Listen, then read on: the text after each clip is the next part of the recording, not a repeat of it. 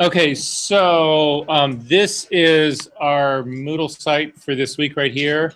You will see that there's a couple of course materials here. There's the color primer, digital fundamentals, a final study exam. If you just click on any of these PDFs and open them up, it'll talk about certain things. Some of this we've gone over in this class. Some of it we have not gone over in this class because, frankly, it's stuff that very few people ever use anymore. So it's just a checklist to go through. So for instance, like very few people ever work in quick mask mode anymore, but nonetheless, that's what this is, just to give you some topics that you should be aware of. Then there's other things that explain other issues in here, like this, just talking about file size, with the difference between a bit and a byte. Again, I don't necessarily find that as important probably as the color primer and the digital fundamentals. So with that all being said, I'm going to dance you through what I think are the most important parts that you should be thinking about for our final. And it's going to bring up a couple of things that we maybe have touched on a little bit, maybe not touched on as much as I would have liked to of. So that's what I'm going to do right now. I'm going to try to make this as quick and succinct as possible. And so the first thing I want to talk to you guys about is blending modes. So I'm going to add a curve to this guy right here. It's just this image that I've got going right here. So my curve is sitting right over here. And I can do something like this. I'm going to go into the red channel, and I'm going to click on the red, and I'm actually going to drag it down, which actually makes for less red. But again, we've got two things that are happening here. The first thing is that we're changing the color, but the second thing is that we're changing the tone as well. This is one of the problems in working in RGB, is that when you change one, you have to change the other. So if you did not want to change the tone, if you only wanted to change the color, you can use a blending mode to do that. And the blending modes are found right here on this drop-down menu. So again, if we're looking at the in our layers palette, it's this menu right here. I can actually change this from normal down to color down here at the bottom. And when I do that, watch what happens to my image. It will still stay that super cyanic blue, but the tone deepening part of this has been removed from that, because this blending mode is saying you only want this to be color change. So look at the difference in this too. So that, and as I turn this on and off, you can see that the luminosity, which is basically the brightness of this image, doesn't really change when I've got this blending mode set as to color. However, when I go back to normal blending mode, now when I do this on and off, you can see not only am I changing the color, but the image is actually getting darker as well. Does that make sense what's going on here? Okay, so these blending modes allow you to restrict to certain actions. So again, if you were to pick color, the only thing in your image that would be changing would be color. I'm going to put another curve on this guy right now. I'm going to actually put an S curve on here to build contrast. And again, the very same thing happens. When I build contrast like this, you can see that indeed I'm building contrast, but look at what's happening to the color in this. The color is saturating. If you look at the red that's right over here, if you look at the red around her eyes, that color is saturating as well. Again, this is one of those things, because this is an RGB image that you end up changing the tone. That's what the contrast is trying to do, but you end up changing the color as well. To avoid that, if you strictly want to build contrast, but you do not want to shift the color, you use a blending mode. And the blending mode you use for this one is from normal, you would come down to luminosity, because luminosity is strictly the brightness of the image. And when I click on that, you'll see that the color around her eyes returns to that normal color. And so now when I actually am turning this on and off, I'm not shifting the color. Look at her, you can see that the color in the kerchief thing does not change. I'm going to zoom in so that you guys can see this possibly a little bit better. That the color, by and large, remains exactly the same. It's just that the image itself gets contrast here. As opposed to, again, if I have a blending mode of normal on there, you can see that it's actually shifting the color as well. The color is completely changing. Does this make sense to you guys? Okay, two other blending modes that we need to talk about really quickly, or actually three, but they're related. So I am actually going to take this curve back to its just normal shape so that it doesn't have anything in here at all. Another one of the blending modes that is used all the time is this one called multiply, and it actually simply makes your image darker. A lot of people use this as a quick way to do dodging and burning. They would actually use this to darken the image. Then they would simply invert the layer mask of this and then grab a brush, a little bit larger brush. Make sure that it's a soft brush. And then make sure that white is my foreground color. And then they could come in and they could paint this area, for instance, to make her dress darker as far as that part goes. So that is multiply. The next one in here, and I'll do it on her dress as well, is screen. When screen is the opposite of multiply, it actually makes the image lighter. And then finally, I'm going to go ahead and just fill this guy with white. We have overlay. And overlay in this case actually builds contrast in the room. What overlay does is that anything in this image that is darker than 50% gray, it actually applies multiply to it, making it darker. And anything that's lighter than 50% gray, it actually applies screen to it, which actually makes it 50% lighter. So that's essentially what happens with blending modes. And there's many others. Most of these are not used a whole lot, at least at the Ural stage of the game right now. In advanced retouching, we get into this into a much greater way. But does that sort of make sense what's going on here? Can you explain overlay? So overlay is a combination of screen and multiply. So again, when we looked at multiply, multiply made the entire image darker, right? Screen makes the entire thing lighter. What multiply does, what overlay does is it looks at areas that are lighter than middle gray, and anything that's lighter, it screens, making the lighter parts lighter. But anything that's darker than middle gray, it applies multiply to it and makes it darker. So it's a contrast move. It's exactly what it is. So really, if you look at these blending modes right here, what you'll see is that they're divided into groups. The first group up here is really the normal group. There's no real, dissolve is such a rare thing that nobody actually, I've never known anybody to use dissolve, but nonetheless, the first group here is really the darkening group. The second is the lightening group. The third is the contrast group. Then this is too difficult to get into, talk about group right now. And then we already talked about what these guys are right here.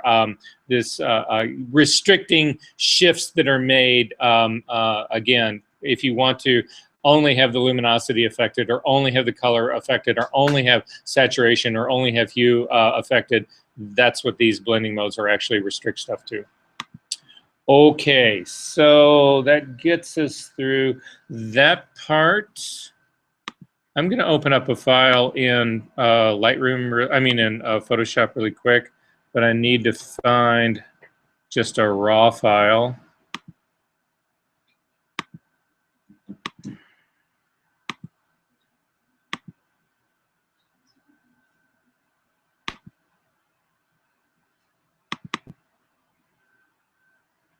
So I've opened this up in Camera Raw. What can I use in Camera Raw to only control midtone contrast in this frame?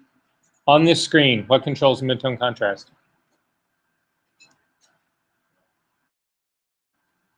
Say what? In this screen right here, what is controlling mid-tone contrast?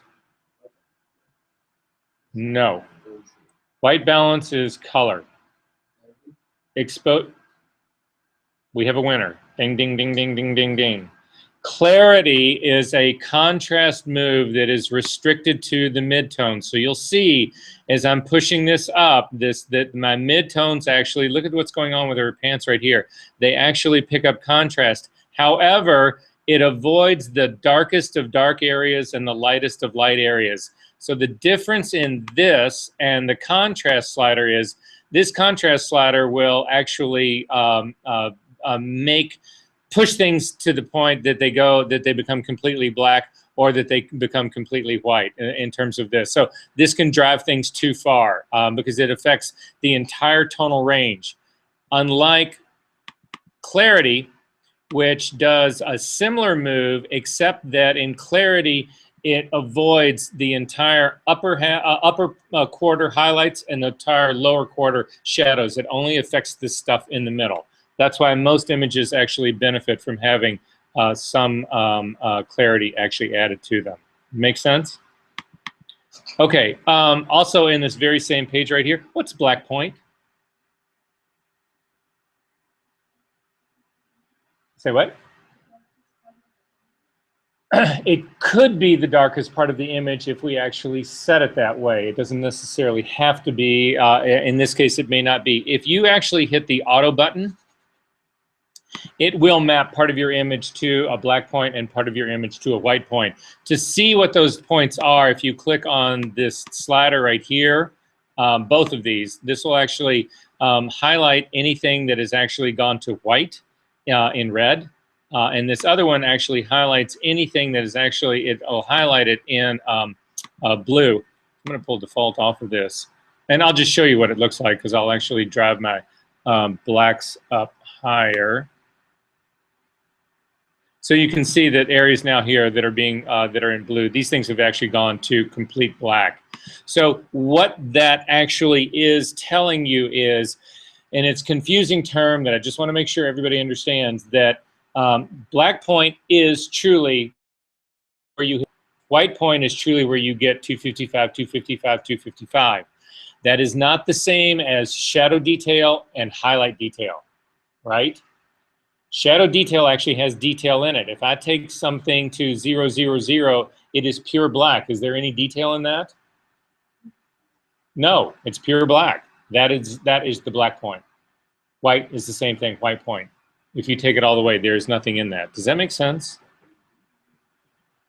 All right. We talked about bit depth in this class before. If I have a grayscale image that is it's a 1-bit image, how many possible tones can I have in that 1-bit image? Remember when we were talking about bit depth, it was like the light switches? Exactly. How many light switches how many options do you have in a light switch? You got on and off. It's 2, and that's it. So we looked at this before. I'm going to show it to you again really quickly. So again, in this situation, we've got one light switch. It can be on and off, right? And that's a 1-bit situation. This would be the equivalent of 1 bit. If we actually go to the next one down, if we have 2 light switches, we have 4 possibilities. Again, they can both be on, they can both be off. The left one is on, the right one's off, the right one's on, the left one. Those are the 4 possible situations we got. So in any binary system, in our bit system, when we talk about bit depth, it is always 2 times. So how many times would you multiply 2 for an 8-bit image? 8 times, right? So what is 2? Well, here, let's just do it. It's just the number of 2's. So I'm going to do 8 of them, right? 2 times 2 times 2 times 2 times 2 times 2. 1, 2, 3, 4, 5, 6 times 2 times 2. That's 8 2's, right? What's 2 times 2? Times 2. 2. 2. 32 times 2 times 2 times 2. 256. How many tones of gray do we have in an 8-bit image, grayscale? 256. 0 to 255. Exactly the range we have in Photoshop, right? So, that being said, if I had a 3-bit image, how many 2's do I multiply?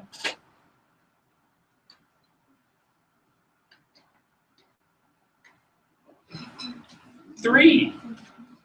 2 times 2 times 2 equals, 2 times 2 is 4 times 2 is, you have 8 tones in a 3-bit image. How many, in a 15-bit image, how many 2's do I multiply? In a 32-bit image, how many 2's do I multiply? In a 168-bit image, how many 2's do I multiply? In a 4-bit image, how many? In a 16-bit, how many? In an 11-bit, how many? In a 14-bit, how many? You guys get this. It's the simplest thing in the world. That's grayscale. If you change this to RGB, then in an 8-bit RGB image, you have 256 reds, you have 256 greens, and 256 blues. You simply multiply 256 times 256 times 256, and you come up with 16.7 million colors. Make sense? How many colors do you have in an 8-bit image? 16.7 million. I just gave you the answer. Okay, blending modes we've got. When you're actually doing a sharpening using high pass, what blending mode do you use?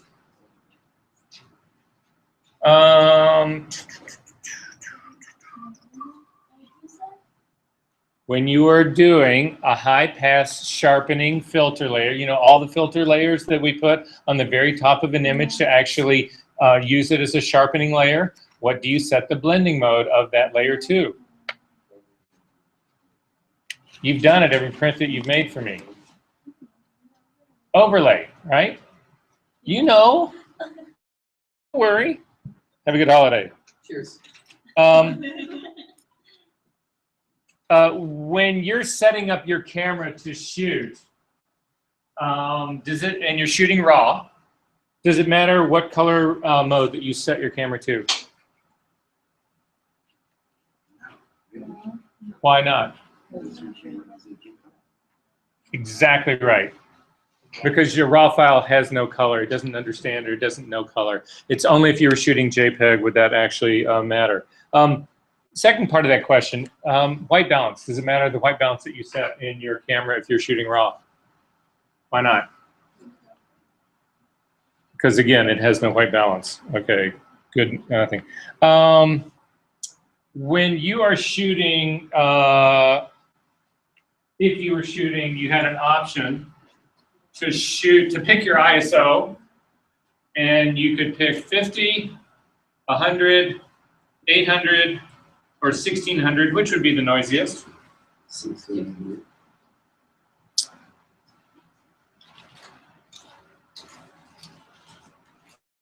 Equal amounts of RGB equal what?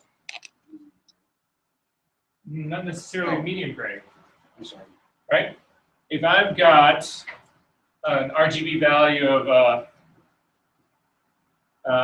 65, 65, 65, what is that? Gray. It's a neutral gray, right? Why? At least in theory, if I'm a calibrate monitor, Right. That would be equal parts of all three. If you have equal parts of all three of RGB colors, if they're all the same, you end up with a neutral gray. That's how you get gray, right? So what's 000? Is that a neutral gray?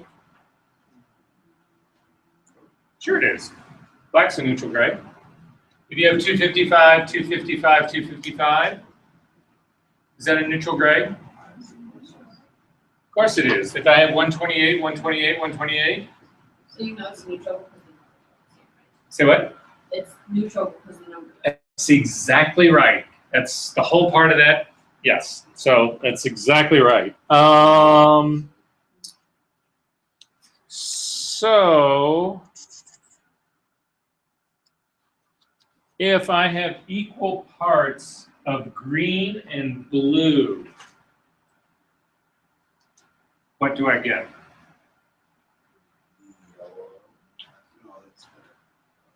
So typically when I do this, guys, I draw out the color wheel.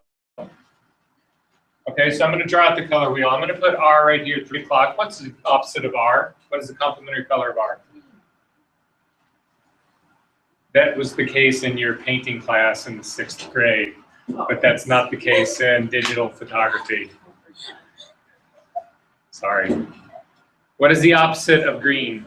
I mean, the opposite of red, complement of red. Say what? Cyan? Cyan, yes. Absolutely right. So I'm going to put green up over here. What is the opposite of green? Complement. Yes. And finally, blue goes here. Actually, blue doesn't go there. Sorry, blue goes down here. What is the complement of blue? Yellow. Right? So I said that I'm actually mixing green and blue, what do I get?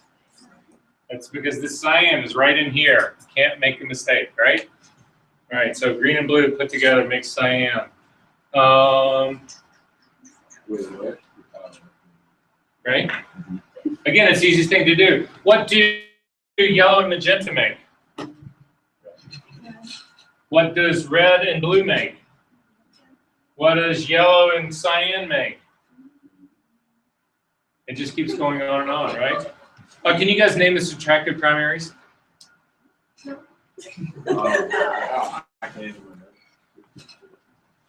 Let's talk about the additive ones first. Additives are like a computer, like a monitor right here, right? You're adding energy to create color. What system is this? This is an RGB guy, right? So what is a subtractive system? Why is that subtractive? Because you're taking,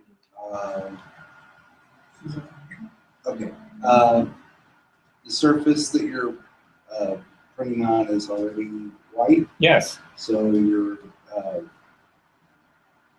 the colors that you CMY and K, you're subtracting the colors that reflect off of that white. You're absolutely right. So think about it, guys. In an additive system, you start with a black. Look at the screen right here. You start with this screen right here. What color is this guy right here? This is black, right? So when I add this, if I add to the maximum intensity all three RGB colors, do I have white? I do. So it's an additive system. But if you think about a print, if you think about this piece of paper right here on the wall, this in case of emergency, why do you see red? What's happening? Isn't it reflecting, or is reflecting red because every other color? What's happening is, this is white, which has all the colors in it that are being reflected. But where the red ink is you are absolutely right that red is being reflected, but what's happening to all the other colors? They're being absorbed, right? So all the colors in the rainbow that exist are being absorbed by this ink except for red, and red is being bounced back. That's why you see red. So that's why we talk about this being subtractive system. If you added all the maximum inks that you could possibly do to this, what would you end up with? This would be black. You would have subtracted all the light from this piece of paper. That's why they call it a subtractive color. Make sense? I'm getting the feeling this is not making sense. Okay. We did have color lecture in this class, didn't we? We did talk about additive and subtractive colors in this class, didn't we? Yeah. Is this gonna be like trillions or like It's most of it's multiple choice, most of it. I haven't actually seen this in some time, so I'm just going through notes. So don't stress, don't stress. What is hue? We talk about hue, saturation, brightness. So what is hue? Color, can you be more specific?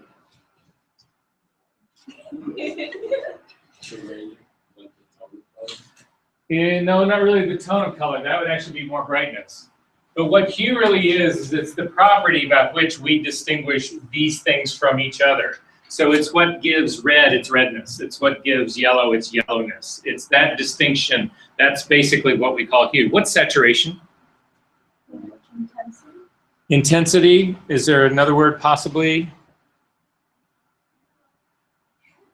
Okay, no, let me ask you this, In our color wheel right now, if I take equal amounts of red and cyan and mix them together till I get right here in the middle, what do I have in the middle?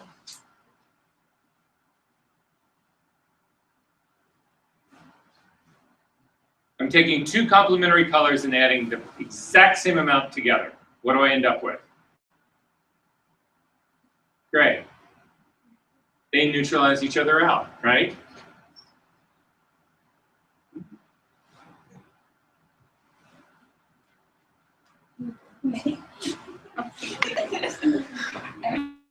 It's like, okay, yeah. We have, no, Verser, we have not had any of this lecture at all. Okay, additive primaries, again, RGB, where they overlap, you get the secondary colors, you get CMY. When you mix all three together at their maximum intensity, you get white. Subtractive primaries, the same thing. If you mix magenta and yellow together, you get red. If you mix cyan and yellow together, you get green. Blue, and I mean cyan and magenta together, you get blue. All of them together at their maximum intensity, theoretically, you get black. The color. Cyan and red would give you theoretical black. I'm sorry, what? The cyan and red would give you theoretical black. Again, the colors that you are calling cyan and what a lot of people call blue in pigment or people call red in pigment, whatever, actually isn't. So if you're thinking about paint colors, that's not the issue right here. But this black is a consequence of magenta, yellow, and cyan all being mixed together. The truth of it is this color ends up being shit brown because cyan is an impure ink. You can't get a pure cyan. Actually, you can't get a pure any of these colors, but cyan's the big culprit, and that's why they add black ink to get black in an image. But the color wheel, remember this guy? Actually, there's a better version of the color wheel that I'm going to look at really quick.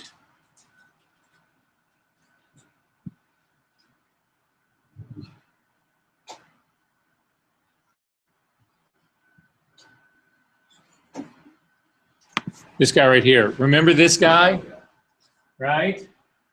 Red on one side, cyan on the other side. Whenever you mix equal amounts of complementary colors in exactly the same amount, you end up right here in the middle, which is completely neutral gray. We good on that one? Okay. All right. Going back to our question of saturation. So what is saturation? Saturation is purity of color. It's not necessarily, you do see it as being more intense, but it's the purity of the color. So again, if you were to take a color image and completely desaturate it, what do you end up with? A gray image, right? So what's the opposite of that?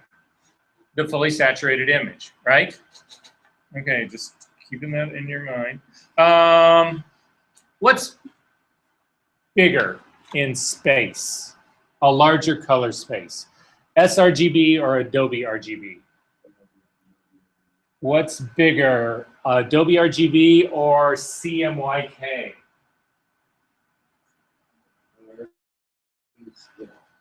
Yes, RGB still.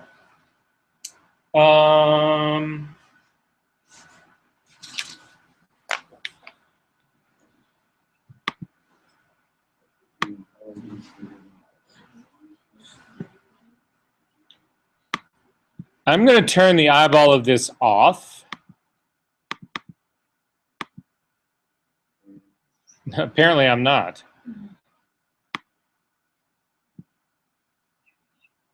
Oh. Ask me anything. So what's the difference? What's the difference between like the hue and the saturation? Okay, now I'll show you.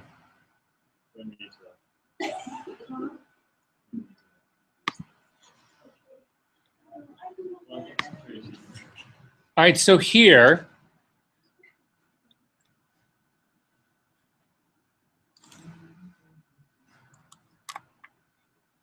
I'll be more specific.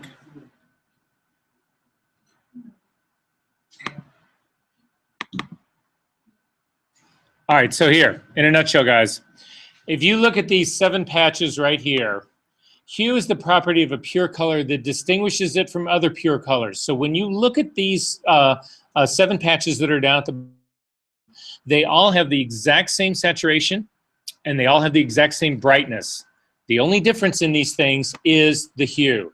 It's what when we say red, it's what we get with red, or we say yellow or blue, green. That is what we were talking about with when we're trying to refer to hue. Make sense? Okay, saturation, in this case, these are all exactly the same hue. The hue is not changing on this at all. The brightness on this is not changing at all. this, and when we look at this, the only thing that is changing in here is saturation. It is the purity of the color. As you've started to add complementary color into this area, so we're starting over here, and it's at its purest. As we start to add complementary colors, it starts moving towards middle gray. It starts getting less and less and less and less pure. And so,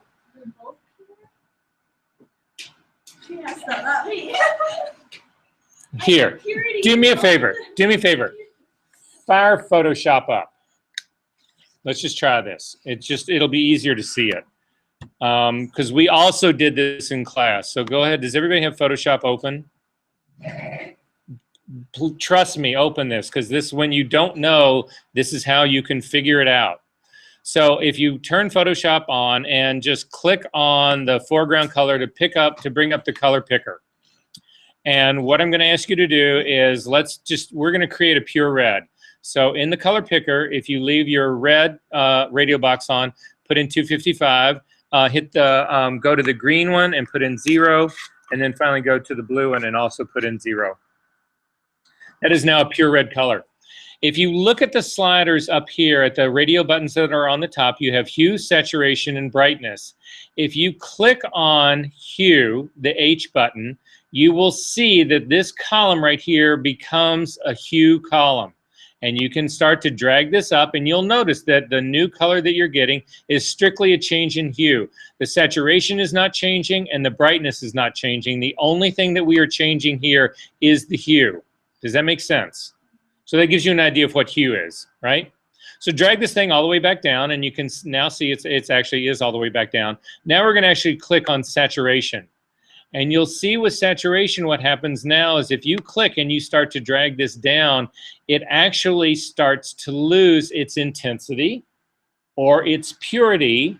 And by the time you get all the way down here, it is actually pure white. It has no red left in it. The reason that it is pure white and not a middle gray is because your brightness, which is the last of the sliders, if you click on it, you will see that the brightness was all the way up at 100%. If you drop your brightness down to 50%, you will see that a hue of 0, which is red, a saturation of 0, which is 0, and a brightness in the middle, we'll go ahead and put it at 50%, will give you a 50% middle gray. If you click on saturation again, and you will see that at the bottom, with no saturation at all and a brightness of half, you end up with a middle gray. As you start to crank this thing all the way up again, you go back to a pure red, but it's only got half of its brightness. If you want that to be the intense red that we started with, you have to crank the brightness up again. But that's what we are talking about with hue, saturation, and brightness. Does that make sense? Okay. So I'm going to get rid of this. I'm going to draw a curve for you guys right now. I'm not going to show you the image. I just want you to show this curve right here. What is this curve doing to this image? And why? Right. So what's happening to the darker areas? Right. And then what's happening to the lighter areas? Exactly. So that would have to be a contrast curve, right? An increase in contrast. And if you turn this guy on, indeed, that's exactly what it is. I'm going to turn this guy off again. I'm going to do just the opposite of this. What is this curve doing?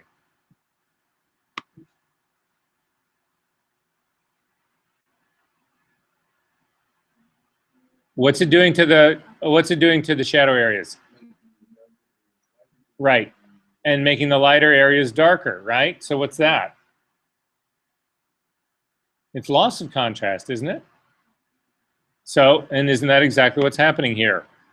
This is flattening the image out. Make sense? All right. You guys know all this stuff. Don't get all like flipped out. You know all this stuff.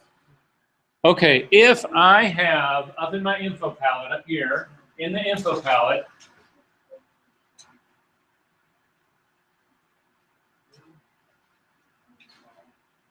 I'm going to leave the color wheel visible for you guys. Don't worry, guys. We're halfway through this. I'm not going to kill you on this. All right, I'm just going to go back to the color wheel as a reference. Hint, hint, hint. Okay, in my info palette, I end up with this.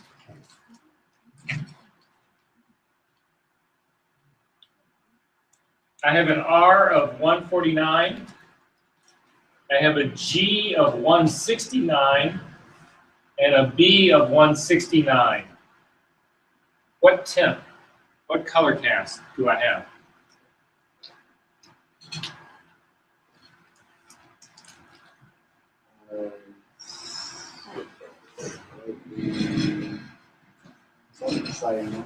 Cyan. Okay, I have a slightly cyan. Any other votes? Well, what can you tell me about this image? I have the same amount of green and blue, right? If I had the same amount of red, what would this be? A neutral gray. We've already talked about that, right? However, if I take some of the red away by making this 40, this is less red than the other two, isn't it? So if I've got less red, what cast did I just introduce? I ended up introducing cyan to this. You were absolutely right in the beginning, right? So as I start to pull that down, I start to get to cyan. So again, look at it in Photoshop. Go right back into Photoshop, click on the color picker, and type those values in. So for the RGB value, we're going to start with, we'll start this with all of the being the same, 169. So 169, tab key 169, tab key 169. We end up with a neutral. It's lighter than a middle gray, but it's a neutral gray. If I change the red down, I'm going to make it less red. You can actually, if you click on the radio button for the R slider, this column becomes the R value slider. And you can see as you start to drag it down, I'm dragging it down to 149 right now. You can see that I'm moving in this direction towards cyan. Make sense? All right. There are three things that control exposure in a camera. What are they? So, ISO, aperture, and shutter speed. Who in this room does not know that? Photo 101. You learned this in your photo class in the 7th grade, right? What controls exposure? ISO, aperture, and shutter speed. That's the easy question. God, I thought I was tripping you guys up on this other thing. Can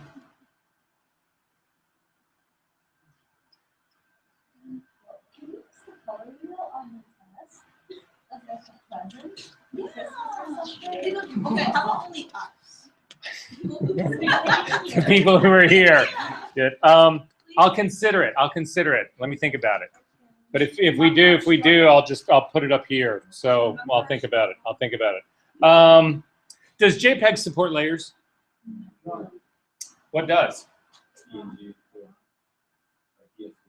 A PSD, which is a Photoshop file. What else? A TIFF file. Any others? Actually, there are a couple of others, but those are the ones I'm going to worry about. PSB is a really gigantic Photoshop file. It supports layers as well.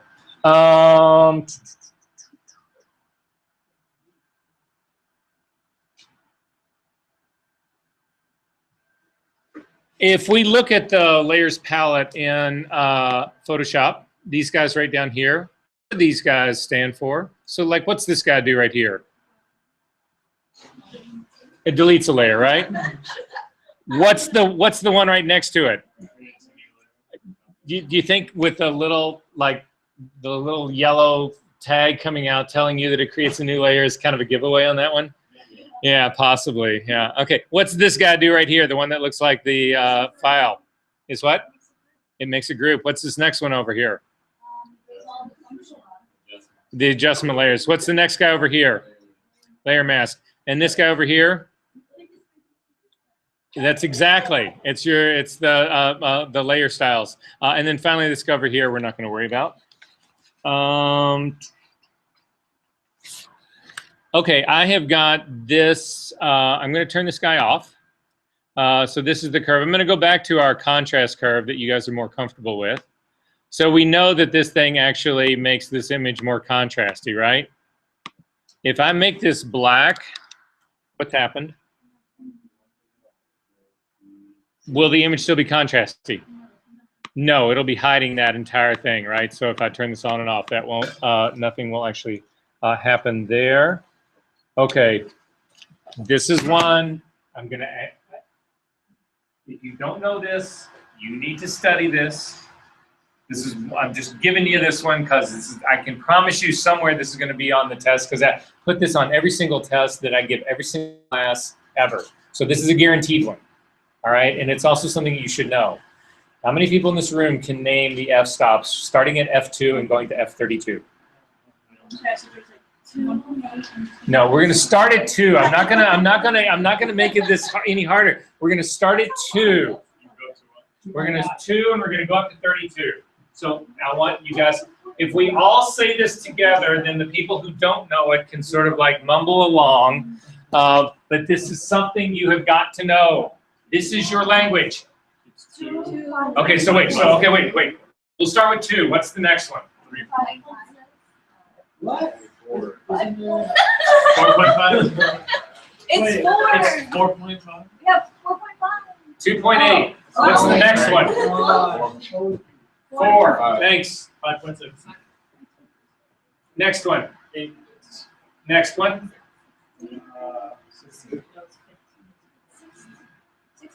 11. 11. Yeah. You knew it. Ah, damn it. Now it's 16. 13. 22. No, he does not. 3. You have got to know this. Anything, if you guys, okay. Everybody in this room right now might be saying to themselves, okay, I am never taking another fucking class with this guy ever. This is just a nightmare. I'm never doing that. However, you might. Once you get up into the higher classes, especially the shooting classes, the studio classes, lighting classes, all of that kind of stuff, whatever, this shit becomes absolutely critical. Absolutely critical.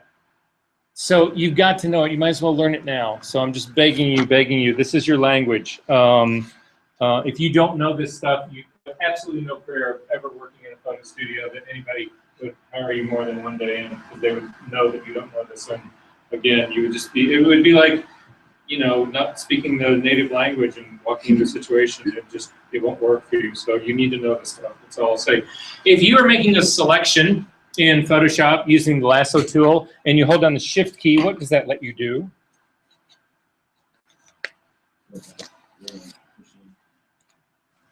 Let's do it.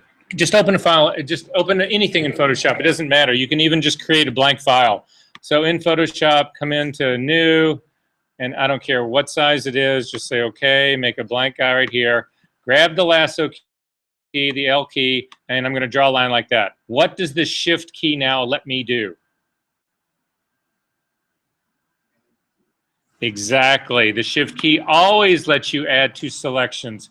What does the option key do? Exactly, it subtracts that. This is true of every selection tool in Photoshop, whether it's the quick selection tool, the magic wand, the lasso, the rectangle marquee tool, all of them work exactly the same way. The shift key allows you to add to a selection.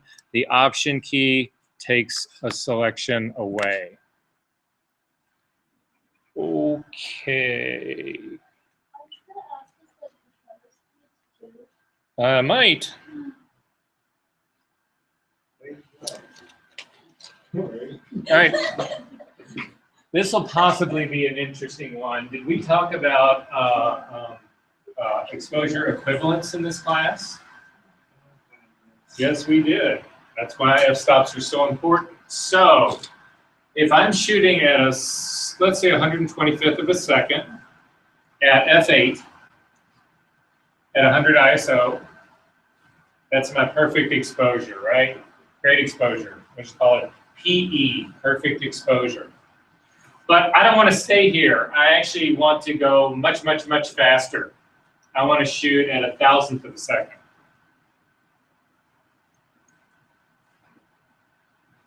I need to change to do something. I need to make some changes here. So what do I need to change in order to be able to do that and still have perfect exposure? I could change the aperture, right? And how much do I change it by?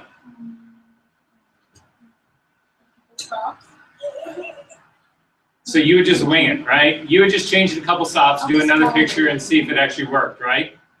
There's a more constructive way of doing this. Okay, so let me ask you this. Let me ask you this, everybody, this. What is an f-stop? What is the difference in one f-stop to the next? So if I go from f4 to f5.6, how much light do, well, let me ask you this first. If I'm going from 4 to 5.6, am I letting in more light or less? Less light, right? I'm stopping down. The same as if I was going from 8 to 11, I'm stopping down. That little hole is getting smaller, right? So it lets in less light. How much less light? It's exactly half, right? Right? So, and if I go in the other direction, so if I go from F4 to F5.6, I have half of the light. If I go from 5.6 to 4, I double my light, right? And it's just that simple. So every light in half, if your f-stops are getting smaller, they're letting in less light. Each one of them is half what the one before it was.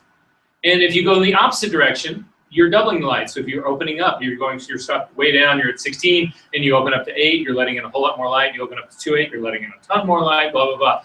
Every single one of those is a doubling or a halving. Does that make sense?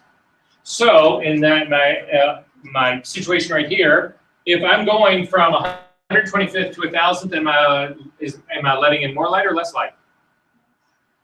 How much? And again, it works the exact same way. 125th, a 250th would be 1 stop, a 500th would be 2 stops, and then finally 1,000th would be 3 stops. So going from here, I'm losing 1 stop, 2 stops, 3 stops. I'm losing 3 stops of light by getting my shutter speed faster, right? So can I open up my aperture 3 stops to balance this out? So if I open up 1 stop, what would that be? 5.6. If I open up 2 stops, what would that be? And 3 stops?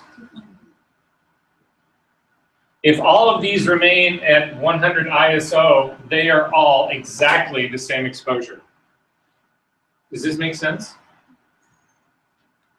Finally, I don't want to do that. I actually want to stay at this 1,000. I want to stay at F8. What do I change? I have to change the ISO. How much do I change it by? 3 stops. So if I've got 100 ISO, I've got less light coming in, so I need to raise my ISO. It needs to be more sensitive, right? Can you raise an ISO by 3 stops? What would it be? So count it out. Again, it's just easier for me to count it. 1 stop would be what? 2 stops would be what? 3 stops would be what? You're exactly right. An 800 ISO will still be exactly the same perfect exposure. This is your language, guys. You have to know this stuff. You can't imagine the freedom that this will bring you in your image making. Almost done, guys. I swear. Almost done, almost done, almost done, almost done, almost done. Okay. If I had a profile that was labeled Epson Stylus Pro 4900 _ enhanced matte paper _ MK, what ink would I be using?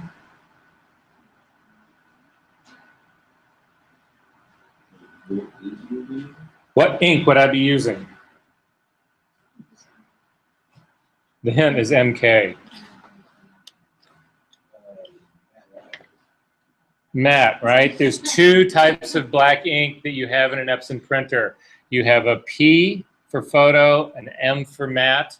One is glossy, the other is not.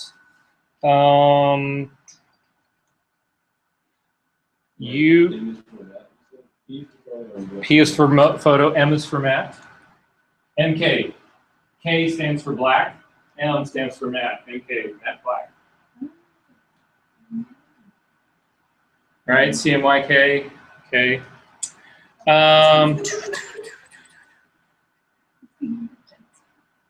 If you save a selection in Photoshop, what does it get saved as?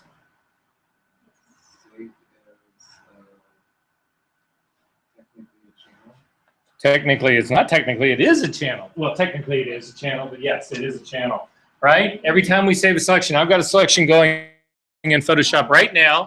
I come up to the select menu, I come down to save selection and call it blob. And right here in my channels palette is blob. That's what it gets saved as. How do we get to the default colors in Photoshop? I'm just gonna hit some weird colors in here. Oh, I'm actually, that's interesting. This is actually a grayscale image, so let me get out of this and go to my color image. So I'm gonna make it pinkish or bluish and yellowish. How do I get these to default to their default colors? I can click this little guy right here. How else? What key do I use to do it? D. Absolutely right. How do I flip those colors? X key. Also correct. Can you guys tell me what this icon is right up here on the toolbar? What's this guy do? What's this guy do? This guy? This guy? Very good. This guy? This guy? All right, this guy? Healing? This guy? Okay, and that's all we need. Sorry. If I was going to do a shot, you were going to do a shot, not me. You were going to do a shot for, you're the photographer. You are doing it for Columbia College, for the fashion department, and you were going to do it today. What would be the first 8 characters of your name? Last name. The first thing I know, last name. 2016, 11, 20161123. 1, 2, 3, 4, 5, 6, 7, 8. That would be your first 8 characters. Right? Okay, we're almost done. This is going to be the break, but this is the last thing we're going to talk about tonight. So I need you guys to focus on this guy. Okay, because nobody can ever do this, and it's going to come up. Resolution. Who can explain to me what resolution is? Pixels per square inch are how it's defined, right? But what does that mean as far as the pixel itself goes, or as far as a pixel goes? Well, doesn't that mean how big the pixel is? So if you have a pixel, I've got a pixel right here, and it's 1 inch by 1 inch. How many of those can I get in an inch? 1, right? It's 1 inch square. I can get 1 in an inch. If I've got a pixel that is 1/10 of an inch, so 0.1, how many can I get into an inch? Each one measures 1/10 of an inch. I can get 10 in there, right? Each one's 1/10 of an inch. So that, if I go all the way out here to 10, 1, 2, 3, 4, 5, 6, 7, 8, 9, 10. If I have 10 of them, and every one of them is 1/10 of an inch, isn't this then an inch? I was thinking cubically. Don't think cubically. Forget the other guy right here. Just think 1 dimension. Does that make sense?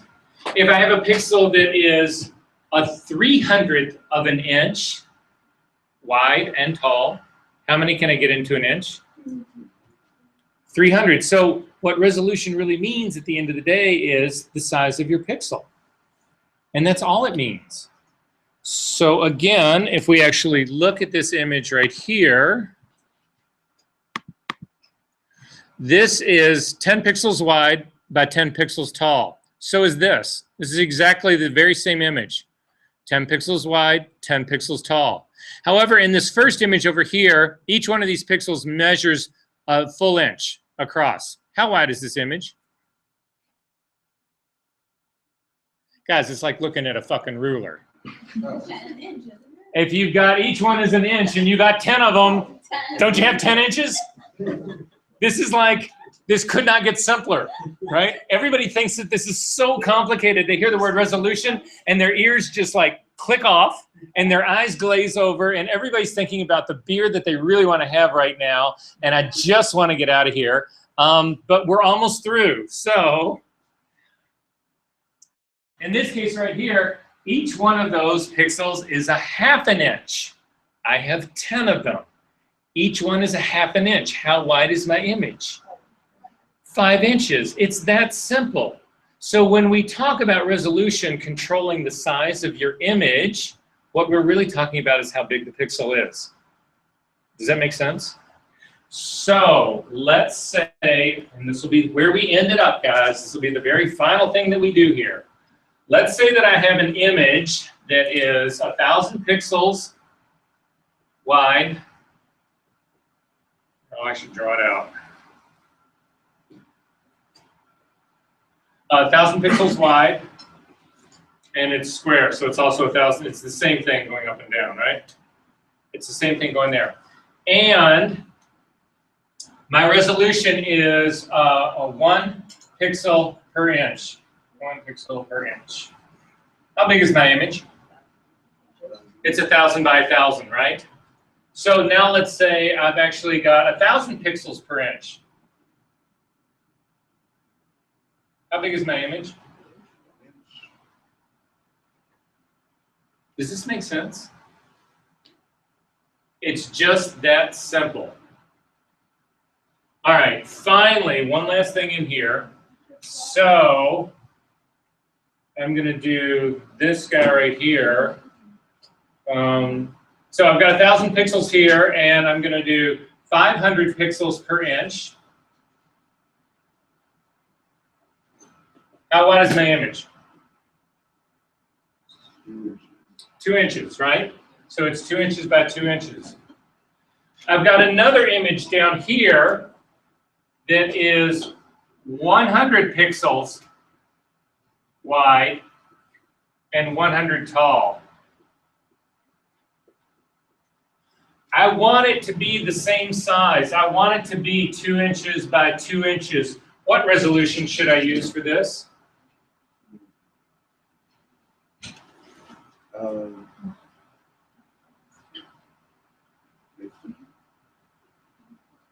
Exactly. If I'm 50 pixels per inch, isn't that going to equal 2 by 2? It's 100 inch. It's 100 pixels wide. If I have 50 of them in an inch, don't I get 2 inches here?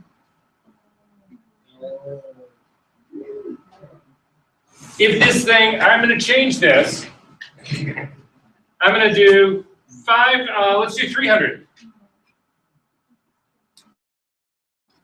I got 300 pixels by 300 pixels. I still want it to be 2 inches. What's my resolution? Exactly, 150 pixels per inch. If I have 150 pixels per inch and I've got 300 of them, isn't my image 2 inches wide? Right? So that's it in a nutshell, guys. It's as simple as it gets. Right?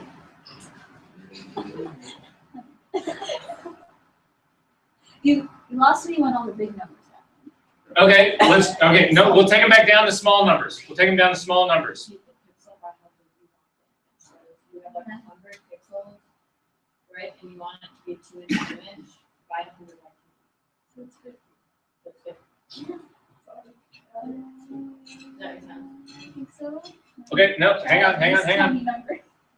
All right, I'm going back to the smaller numbers. I've got 10 pixels. The whole image is 10 pixels wide by 10 pixels tall. Okay, that's how big it is, right? And every single pixel in here is 1/5 of an inch. Okay, so I've got 10 of them, and each one is 1/5 of an inch, right? So 10 times 1/5 of an inch is what? What's 5 times 1/5? I've got 5 fingers. I've got 5 fingers. Each one is a fifth. That's 1/5. Oh. 2/5, 3, 4/5, 5/5. What's 5/5? 1. Oh. Wait. Right? I hate I know you do. I'm clearly getting that sentiment right now. high school. Maybe think of it as an easier number, 1/10 of an inch. How many, if you each pixel is 1/10 of an inch, how many are in 1 inch? 10. Okay, Oh God. here's a ruler. And from here to here is 1 inch, okay? Yeah. I'm gonna divide this into 10 equal spots. 1, 2, 3, 4, 5, 6, 7, 8, 9, 10. So that's where my guy's gonna end. So 1, 2, 3. Yeah, perfect. That's 1 inch distance here, and I've divided into 10 equal little divisions, right? How big is each one of those divisions? 1/10 of an inch. And if I have 10 of them, don't I get an inch? Okay, so the same thing here. We're going to do your 10 pixels right here. Screw the 2 by 2. We'll make it 1 by 1. All right, so I want an image to be 1 by 1, right? So, and I've got 10 pixels here. How big is each pixel going to be? 1/10, right? So how many pixels per inch do I get? 10 of them. If it's 10 pixels per inch and I got 10 of them, don't I get an inch? Right? So if I change this now, let's say I change this, and I'm actually going to do this at 5 pixels per inch. What's 5 into 10? 10 divided by 5. 10 divided by 5. 2. I'm literally panicking right now. Yeah, I know you are. Don't. You're way overthinking this. You're way overthinking this. Just put it out of your mind right now. Have a great Thanksgiving holiday. Do not think about this. And then come Monday, when we're starting to pick this back up again, look in the color or in the digital fundamentals part that's on the Google site. I think I've got it in both places actually. And just go through the part about resolution, and hopefully, and if you have any questions, we'll get together on that one, okay? All right, is there anything else that you guys are wondering or want to talk about? Wait, so what is this test? I think,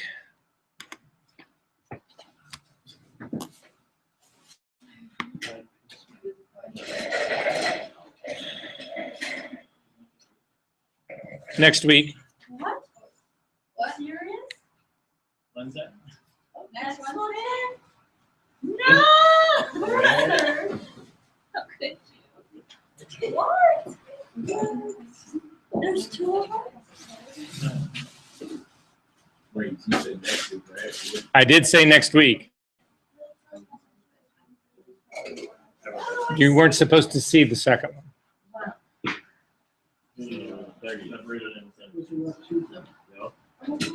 Say what? I know, I was trying to see what day. it was. Oh, it's a week from today. Yes, 30th. What the heck? Why didn't No, because it's not saying much on Still crazy.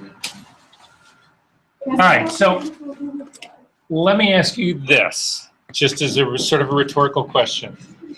For the most part, haven't I been reasonably good to you guys, right? Do you think I'm going to change that in the last 3 weeks?